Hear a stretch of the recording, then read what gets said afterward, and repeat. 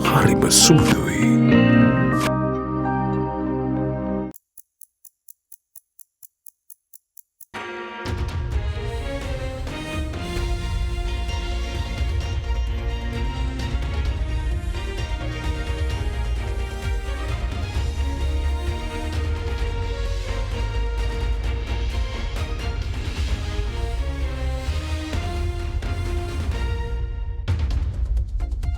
Tonight on First at 9 this Saturday, the 21st of October 2023. Elections prompter. President and parliamentary elections will be held on time, says President Ranil Wickremesinghe. Energy pricing. Daily pricing formula for fuel to be introduced in early 2024. New legislation. New investment law to be approved in December, reveals State Minister of Investment Promotion. ඔබේ විශ්වාසය දිනු සෙන්සුරයින් දැන් ළඟමැති ෆාමසියෙන් ලබාගත හැක.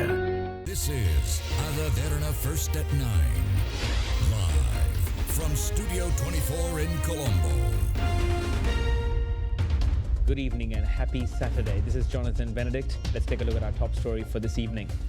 President Ranil Wickremesinghe assured today that the presidential election and the parliamentary election will be held as stipulated in the country's supreme law, the Constitution.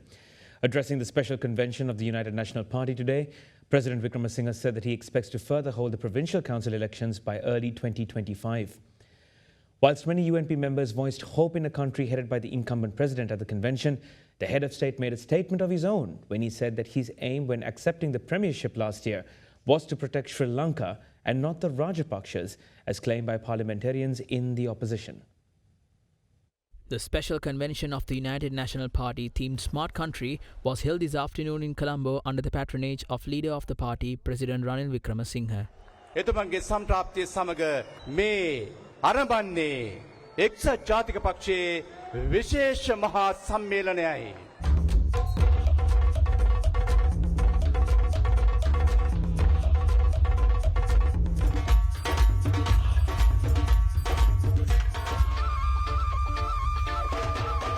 විශේෂ ආරාධනයක් මම මුලින්ම සිදු කරන්න කැමති. ඒ තමයි කුමන හෝ හේතුවක් මත මේ වෙනකොට එක්සත් ජාතික පක්ෂය කියන පවුල හැරදමා ගොස් සිටින සියලු දෙනා නැවත ඒ පවුලට එන්න කියන එකයි. එක්සත් ජාතික පක්ෂයෙන් తాවකාලික වැටුවත් කවදාක්වත් මේ පක්ෂය නැති කරන්න බැරි කියන එක මේ අවස්ථාවේ අපි මතක් කරන්න කැමතියි. ලබා දෙන්න ඕන ශක්තිය අපේ නායකතුමාට අපි ලබා දෙන්න කටයුතු කරා. තව වැඩි කාලයක් නැහැ. එහෙනම් 20යි 24 වැඩි බලයක් එක්සත් ජාතික පක්ෂයට මේ රටේ පාලන බලය පිහිටවන්නට අපි කටයුතු කරන්නට අපි මැනවින් සංවිධානය වෙනවා. පහුගිය සති කීපය තුළ රටවල් ගණනාවකට අපේ ජනාධිපතිතුමා ගියා. ඒ නායකයෝ පුදුම වෙනවා කියලා අපේ රට ඒ ආර්ථිකය අර්බුදයෙන් ඉදිරියට ආපු වේගය පිළිබඳ ජනාධිපතිතුමාට ප්‍රශංසා කරා. එතුමාගේ වැඩපිළිවෙල පිළිබඳ මේ හැමෝම කියන්නේ මේ ආකාරයට රට ඉදිරියට ගියොත් ඒ රටවල් වල ආයෝජකයන් මේ රටට එන එක නවත්තන්න බැරි වෙනවා. එක්සත් ජාතික පක්ෂය සහ ශ්‍රී ලංකාව දෙකක් නෙමේ එකක්. මේ රට ශක්තිමත් හැම වෙලාවෙම එක්සත් ජාතික පක්ෂයේ ශක්තිය. මේ රට දුර්වල අවස්ථාවලදී එක්සත් ජාතික පක්ෂය දුර්වල වෙනවා. අපිට තියෙනවා ලබන අවුරුද්ද වෙනකොට මුළු මහත් රටේ ජාතික එකගතාවයක් ඇති කරගන්න. මට නම් විශ්වාසයි අපි ඔබ ඔක්කොම එකතු වෙලා එකට ක්‍රියා කරොත් ලබන වර්ෂයේ අපේ ජාතික නායකයා ඡන්ද ලක්ෂ 100ක් කරගෙන ලංකාවේ ජනාධිපති පුටුවේ වාඩි කරනවා කියලා මතක් කරන්න කැමති මිත්‍රවරුනි. අපි 20 තිත්ත ඇත්ත කිව්වා. ඒත් මැයි මාස වෙනකොට පළවෙනි සතිය වෙනකොට රට වැටිලා විතරක් නෙමෙයි ආණ්ඩුවක් ගෙනියන්න කවුරුවත් හිටියේ නැහැ. කවුරුත් ඒ වගකීම බාර ගන්න හිටියේ නැහැ. සාමාන්‍යයෙන් ආණ්ඩුවට බාර ගන්න බැරි නම් විපක්ෂේ බාර ගන්න ඕනේ. විපක්ෂේ මොකද්ද කරේ? අයින් වෙලා ගියා. මගෙන් ඇහුවාම මේක කරන්න පුළුවන්ද මම කරන්නම් කියලා. සහයෝගය දෙන්න අපි කරන්නම් කියලා. ආර්ථිකය හදන එක UNP වැඩන්නේ. ඔය අමාරු වැඩක් නෙමෙයි. මම දෙන්න කියලා එතුමා මුදල් අමාත්‍යාංශේ බාර දුන්නාම බාරගත්තා. එතන ඉඳන් තමයි වැඩ කටයුතු කරේ. මේක බාරගත්තයන් පස්සේ බස් එකේ ගියා ආපහු ඇවිල්ලා කියන දැන් මටත් දෙන්න කියලා. මම බාරගත්තේ මේක ඉදිරියට ගෙනියන්න. ගොඩක් අය කිව්වා මේක හදන්න බෑ. මෙයා මේක බාරගත්තේ රාජපක්ෂලා ආරක්ෂා කරන්න. ඇත්තනේ. මම එකක් කියන්න. මං ගෝඨාභය රාජපක්ෂ ජනාධිපතිතුමා ගිහින් අගමැතිකම ඉල්ලුවෙත් නැහැ, ලියලා ඉල්ලුවෙත් නැහැ, කටින් ඉල්ලුවෙත් නැහැ. මට කිව්වැද්දි මම බාරගත්තා. ජනාධිපතිවරයා කිව්වහම ඇවිල්ලා ආණ්ඩුවක් හදන්න කියලා වෙන මොනවද කරන්නේ රටේ නායකයාට රටේ වගකීමන්නේ. ඉතින් මම ඒ කරපු මම රාජපක්ෂ ආරක්ෂා කරනවා නම් රාජපක්ෂට ලියලා අගමැතිකම ඉල්ලුවා මොනවද කරන්නේ. මම ආවේ එක වැඩ කටයුතු. මං ආවේ ශ්‍රී ලංකාව එතනින් හැම එක්කෙනාම ආරක්ෂා කරන්න. මිනිස්සු පක්ෂ වලින් ඈත් වෙලා. ඔයගොල්ලෝ මෙතෙන්ට ආවට අපි දන්නවද රටේ ජනතාවගෙන් 140ක් 50ක් දේශපාලන පක්ෂ පිළිගන්නේ නැහැ කියලා. ඒකනේ යථාර්ථය. වෙන එක පක්ෂයකටවත් මේක පිළිගන්න බෑ. මොකද එන අවුරුද්දේ මම ව්‍යවස්ථාව අනුව ජනාධිපතිවරණය තියෙනවා. ඊට පස්සේ පාර්ලිමේන්තු ඡන්දේ තියෙනවා. ඒක ඉවර කළා බාගලට 20 25 මුල් කාලේදී පළාත් සභා ඡන්දක් තියෙනවා. State Minister of Power and Energy D.V. Shanaka confirmed today that necessary steps will be taken to introduce a pricing system which updates fuel prices on a daily basis. The initiative will be executed via the considering of variables such as daily value of the index and the exchange rates of the dollar and the rupee. Accordingly, said system is expected to come into effect by February of next year. අපි බලාපොරොත්තු වෙනවා විශේෂයෙන්ම තෙල් සැපයුම් හල්වල තියෙන tank system එක සම්පූර්ණයෙන්ම digitalise කරලා ගේජින් system එක ඩිජිටලයිස් කරන්න. ඒ තුලින් අපිට බලා ගන්න පුළුවන් වෙනවා කොච්චර තෙල් ප්‍රමාණයක් දවස තුල පාවිච්චි කරාද කියලා. එතකොට ලාභය හා පාඩුව කියන මේ දෙකම සමාගම් විසින් දරන අතර ඒකත් එක්ක අපි බලාපොරොත්තු වෙනවා ඩේලි ඉන්ඩෙක්ස් එක ෆ්ලැට්ස් ඒ වගේම දවසේ ඒ ඩොලරය සහ රුපියල අතර තියෙන අගේ හෝමාරු ඇතුළු ප්‍රධාන කාරණා කීපයත් එක්ක මිල තීරණය කරන්න. එතකොට ඒකට අවශ්‍ය කටයුතු අපිට පෙබරවාරි මාසයේ විතර වෙනකොට අවශ්‍ය කටයුතු සම්පාදනය කිරීමේ හැකියාව තියෙනවා. ඒ කියන්නේ පෙබරවාරි වෙනකොට අපිට ඩේලි අප්ඩේට් එකකින් තමයි තෙල් ගහ ගන්න වෙන්නේ. ඔව් පෙබරවාරියේදී අපි බලාපොරොත්තු වෙනවා දවස ගානේ ඉන්ධන මිල තීරණය කරන්න. එතකොට අඩුවීම හෝ වැඩිවීම ජනතාවට දරා ගන්න පුළුවන් ආකාරයට හැකියන පරිදි අපි අවශ්‍ය කටයුතු කරනවා. World Bank's Director of Regional Integration and Engagement of the South Asian region, Cecile Fruman, says that connecting Sri Lanka's electricity grid with India will ensure benefits to the island nation. Benefits such as making Sri Lanka accessible to larger markets and ensuring an uninterrupted power supply to the Sri Lankan consumers at a better price point would be chief amongst those advantages. Speaking to Indivari Amawata during a panel discussion themed Integrating with South Asia to Overcome Crisis and Seek Lasting Sustainable Connectivity and Growth for the region in our current affairs program at Hyde Park on AdaDerana 24, she also said that issues such as tackling climate change need shared solutions and resources from all countries within the South Asian region. Meanwhile, former Indian Foreign Secretary Shyam Saran said tackling climate change has to be at the top of the South Asian regional agenda, adding that even countries such as India are not immune to climate change issues. Corporate leader Kasturi Chelraja Wilson is of the view that corporates are unable to survive without addressing climate change, adding that disasters such as floods affect the revenue levels of SMEs and other companies. What observations does World Bank have in terms of how we can connect regionally? We talk about energy within each of our countries and how we can create a unified energy grid where power and energy connectivity really uplifts our region. India and Sri Lanka have been talking about interconnecting their grids for decades now. What we hear is that it seems that it could happen very fast, and there are great benefits for Sri Lanka. It's going to give Sri Lanka access to a much larger market that enhances energy security. It can lower the price, and it also feeds into the conversation that is absolutely on the fore of everyone's mind right now, which is clean energy and renewable energy. Sri Lanka has a lot of clean energy potential, be it in solar, be it in wind. The ability then to export that to India, but also to be importing some of the renewables generated in India. Sri Lanka can connect to India, then it can connect to the rest of the region. So that's really the potential. The potential is over time to integrate all of these grids and to integrate the generation and the transmission. Because what we see in other parts of the world is that when you do that, you're going to enhance your access and security. You're going to make your service much more reliable, so you don't have blackouts or you don't have moments where your consumers can't have reliable electricity. You're going to get a better price point, and overall you're going to improve, you're going to green your energy mix. We're talking about climate change, and Sri Lanka also heavily discusses sustainability sustainability, climate change. What do you think is the potential for Sri Lanka and India's leading role here? All of us are impacted by the changes that are taking place, for example, in the monsoons. We are having much larger rainfall within shorter periods of time, and that is making a big impact. And all these are really challenges which none of the countries in South Asia, no matter how powerful, for example, a country that India is, cannot deal with these problems on its own. So unless we work together with other countries in South Asia, there is going to be a suboptimal kind of a response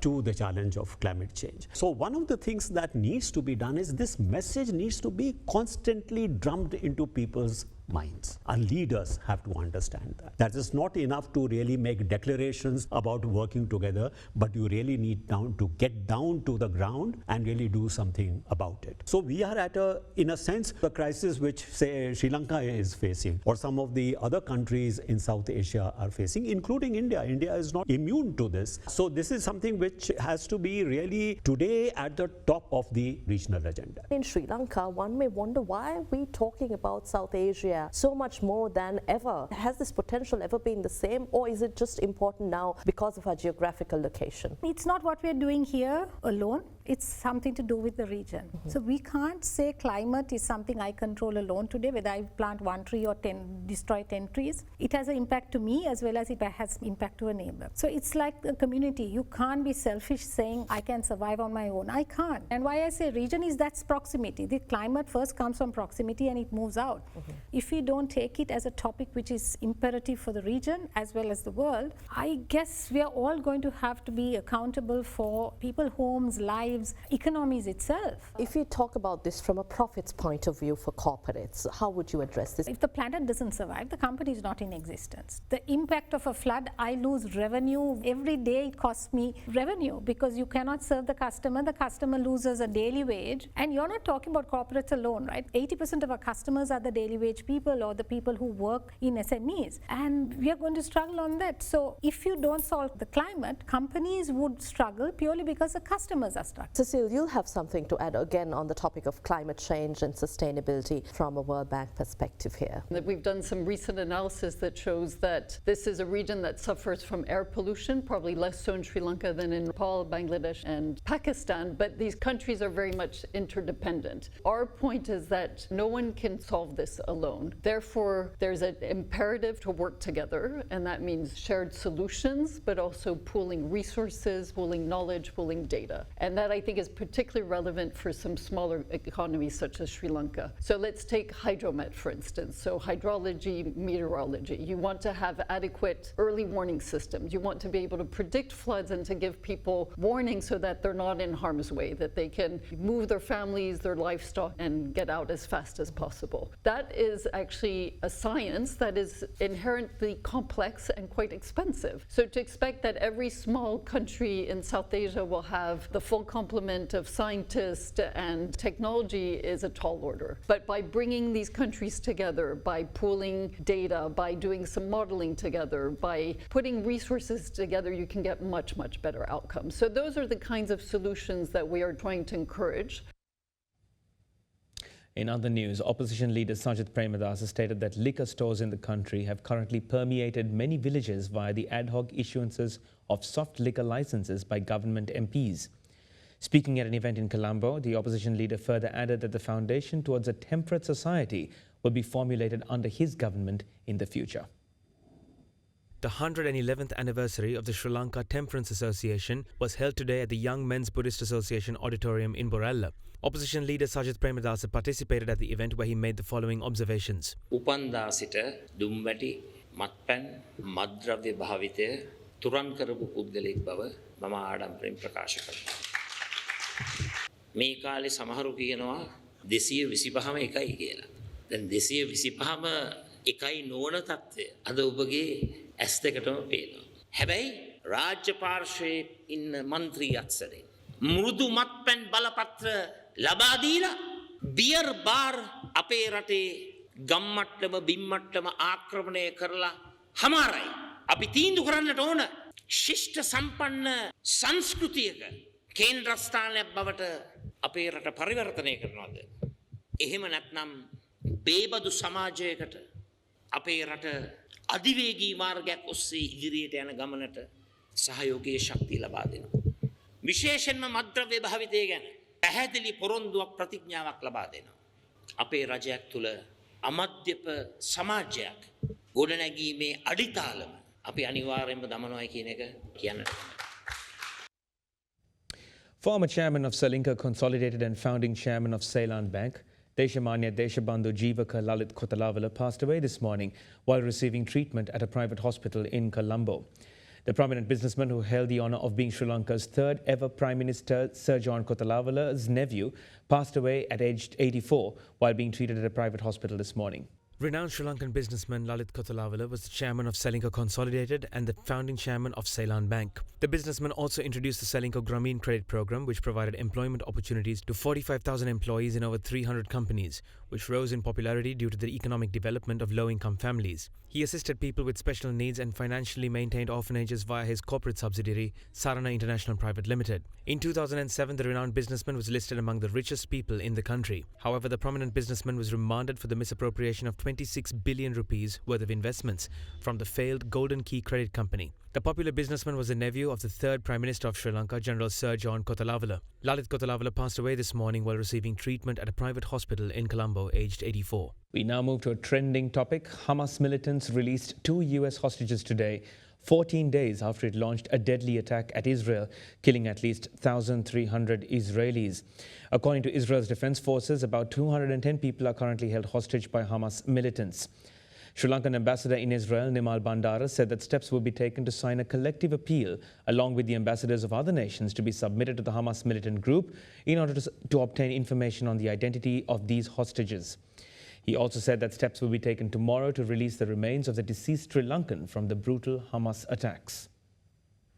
Nearly 2 weeks after its deadly attacks on Israel, Hamas militants, which held over 200 hostages of different nationalities, released 2 of them today. Judith Tai Ranan and her 17-year-old daughter Natalie Ranan, who were citizens of the United States, were released by the Hamas. According to Israel Defense Forces spokesperson Rear Admiral Daniel Hagari, they believe that 210 people are being held hostage in Gaza. In a social media post, Israeli Prime Minister Benjamin Netanyahu said that the Israeli government will not rest until all hostages are recovered and vowed to continue the fight until a victory is achieved. The Israeli army confirmed that its fighter jets continued targeting several Hamas sites throughout the Gaza Strip overnight. Operational headquarters, anti-tank launchers, as well as other infrastructure used by Hamas were among the Israeli army's targets. So far, over 4,385 Palestinians have been killed in the Gaza Strip since the start of the war between Israel and Hamas on the 7th of October, when Hamas militants invaded Israel in its worst attack on Israeli soil in decades. According to the report, 1,756 children and 967 women are among those dead. Meanwhile, the Rafah border crossing between Egypt and Gaza opened today to allow a small amount of desperately needed aid to flow to Palestinians running short of food, medicine and water in the territory that is under an Israeli siege. A convoy including 28 trucks entered the Gaza Strip today from Egypt,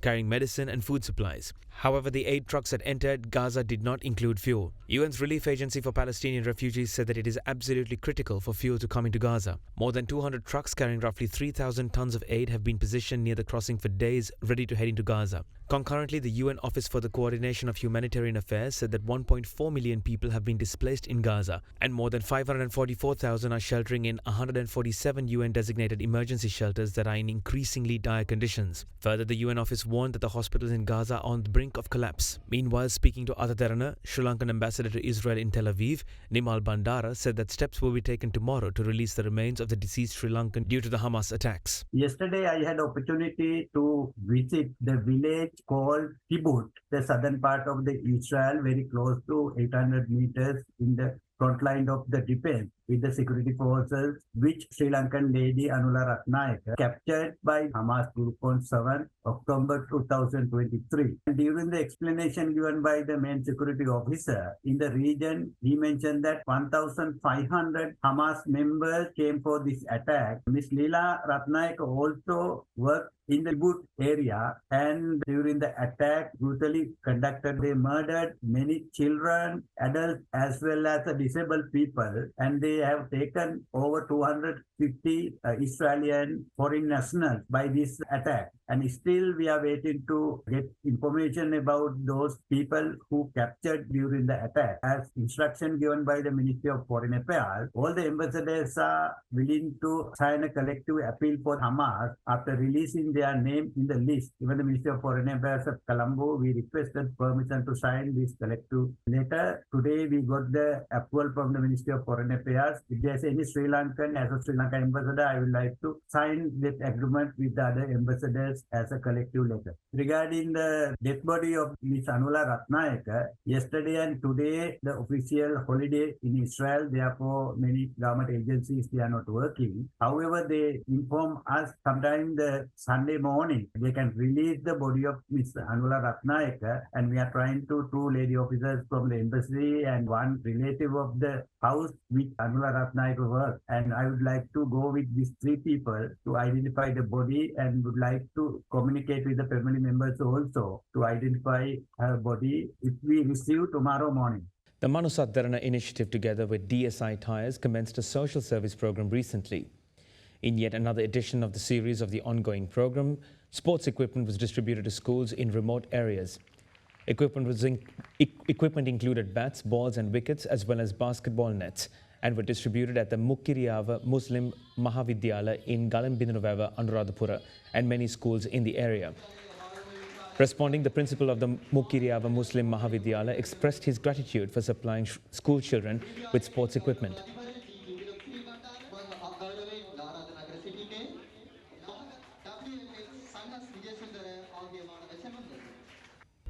More news after this short break. Stay tuned.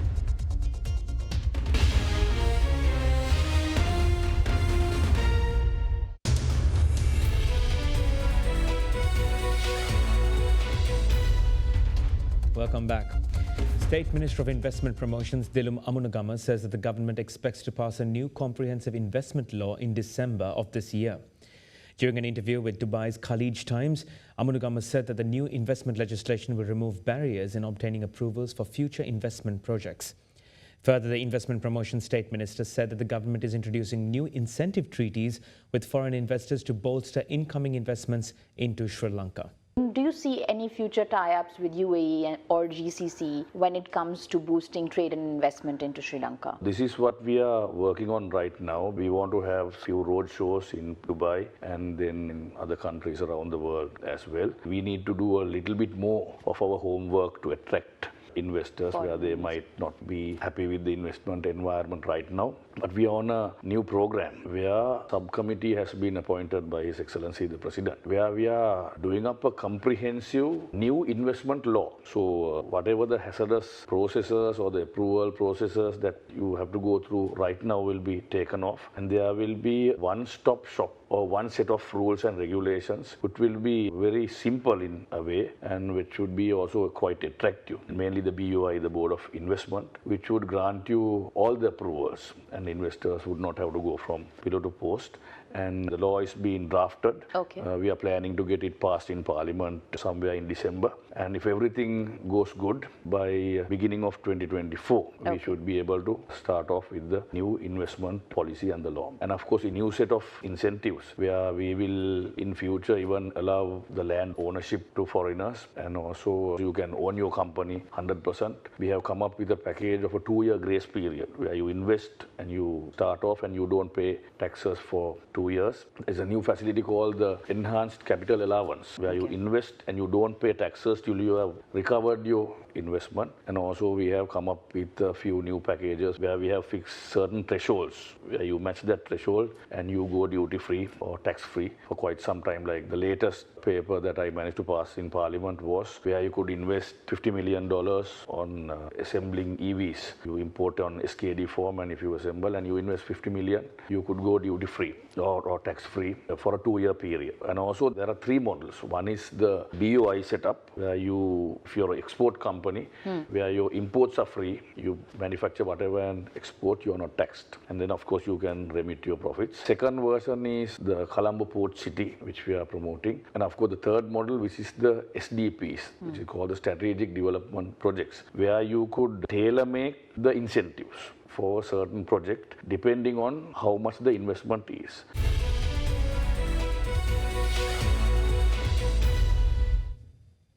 Overseas Realty Ceylon plc posted a loss during the third quarter of 2023.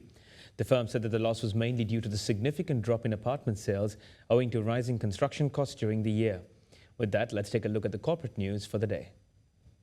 Overseas Realty Ceylon plc posted a loss during the third quarter of 2023, primarily due to a significant drop in apartment sales, owing to rising construction costs and the imposition of new taxes that led to increased sales prices. For the quarter under consideration, the group reported an after-tax loss of 580.1 million rupees compared to earnings of 1.1 billion rupees a year ago. For the 9-month period ending September 30th, 2023, the group reported an after-tax profit of 2.78 billion rupees, down from 4.93 billion rupees a year ago.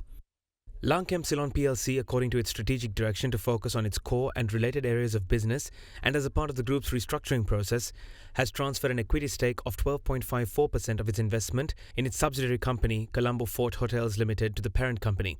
Accordingly, 34,896,000 ordinary shares at a price of ₹9.40 per share has been transferred to its parent company, Colombo Fort Land and Building plc, for a consideration of 328 million rupees. The company's holding in CFHL has reduced to 52.93% from 65.47%. In other news, the Board of Directors of Standard Capital plc has decided to hold the 33rd Annual General Meeting as a virtual meeting on the 10th of November 2023 at 10 a.m, in line with guidelines issued by the Colombo Stock Exchange for hosting of virtual AGMs.